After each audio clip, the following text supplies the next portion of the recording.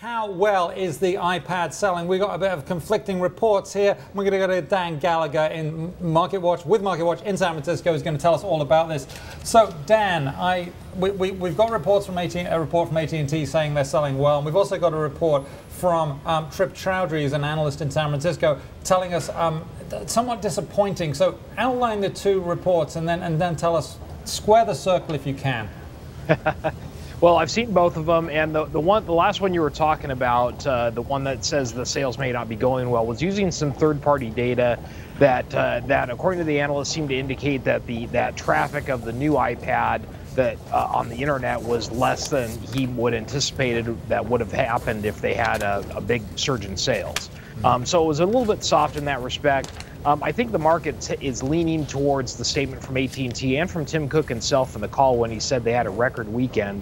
There doesn't seem to be a lot of broad-based concern right now for the new iPad and how it's selling. But I would like to quote Chip, though. He says at the end of his note, he says, but it does seem initially U.S. sales of new iPad are somewhat disappointing considering where the expectations were. Is that kind of the essence of it? Is it the expectations maybe we're running too high?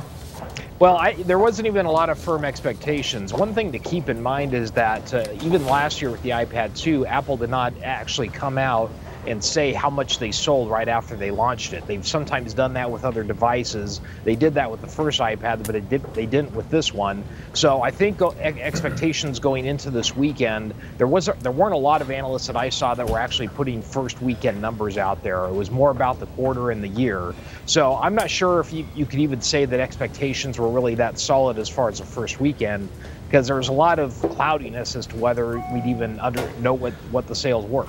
Hey Dan, a lot of this is a distribution game. I know when we've seen the launch of the iPhone 4S that the distribution of that phone was wider than the previous iPhone, and that contributed to more of the sales gains. Can you talk to us a little bit about the distribution strategy of the iPad, and if we're seeing more companies or carriers pick it up to distribute it around the world? Yeah, certainly. It's different from the previous ones. Even in the U.S., there's a bigger retail footprint now for the device. Stores like Target, Best Buy, Apple itself, AT&T, Verizon, and also 9 other countries at the launch, and expected to roll out to others in the next few weeks. So, you know, it's definitely it seems every time Apple launches a new product, the initial footprint is a little bit bigger. So that may be one factor if people think the lines weren't as big in the U.S. stores.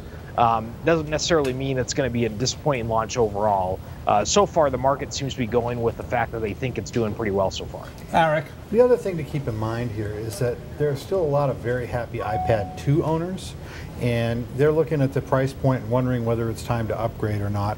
And yes, the screen is beautiful, and yes, the chip is faster, but there's a lot of an installed base that is probably going to stand pat for a little while. Maybe wait and see.